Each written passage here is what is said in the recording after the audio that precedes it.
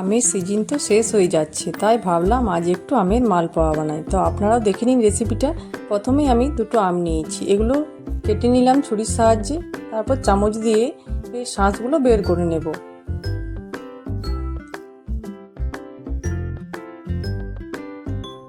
এবার আমি 1 কাপ সুজি নিয়েছি, ওই কাপেরই হাফ কাপ পরিমাণ জল দিয়ে মিক্সিতে একটা পেস্ট বানিয়ে নেব।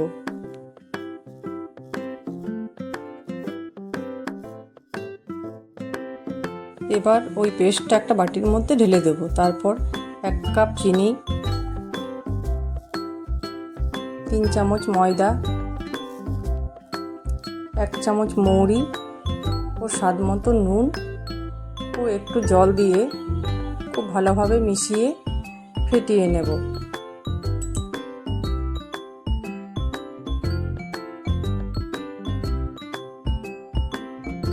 ফেটানো হয়ে গেছে, উপর থেকে একটু কিশমিশ দিয়ে মিশিয়ে আর একটু ফেটিয়ে নেব।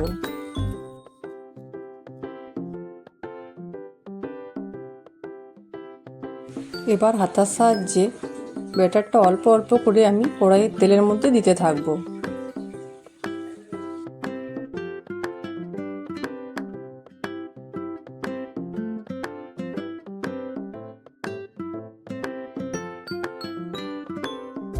এইভাবে উল্টো পাল্টা করে ভালো করে ভেজে মালপোয়াগুলো তুলে নেব।